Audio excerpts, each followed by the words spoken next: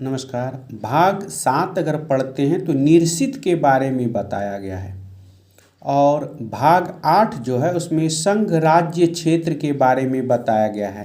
भाग 8 संघ राज्य क्षेत्र अनुच्छेद 239 से 241 पढ़ना पड़ेगा।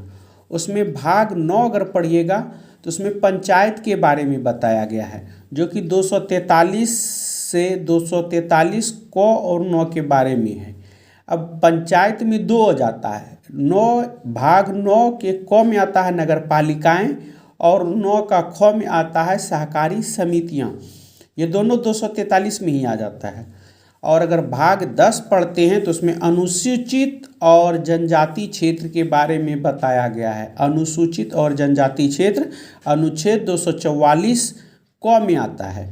और अगर भाग 11 देखते हैं तो इसमें संघ एवं राज्यों के बीच जो संबंध है वो बताया गया। इसके लिए आपको अनुच्छेद 245 से 255 पढ़ना होगा।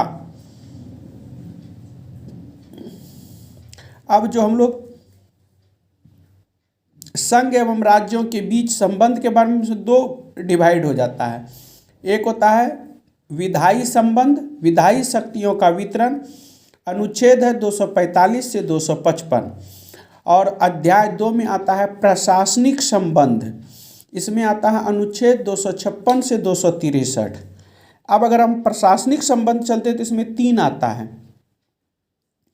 एक आता है साधारण 256 से 261, उसके बाद आता है जल संबंधी विवाद अनुच्छेद 262 और एक आता है राज्यों के बीच समन्वय, ये आता है अनुच्छेद 263। इसमें हम लोग पढ़े भाग 7 निरसित, भाग 8 संघ राज्य क्षेत्र, भाग 9 पंचायतें, भाग 10 अनुसूचित और जनजाति क्षेत्र, भाग 11 संघ एवं राज्यों के बीच समन्वय। और उसके बाद पढ़ लेते हैं हम लोग भाग 11 में ही विधायी संबंध, विधायी शक्तियों का वितरण, जो कि 245 से 255 के बीच है। और प्रशासनिक संबंध होता है 256 से 263 के बीच। तो विधायी संबंध का भी 3 पार्ट हो जाता है। साधारण 256 से 261, जल संबंधी विवाद होता है 262 और राज्यों के बीच जो समन्वय होता है वो अनुच्छेद 263।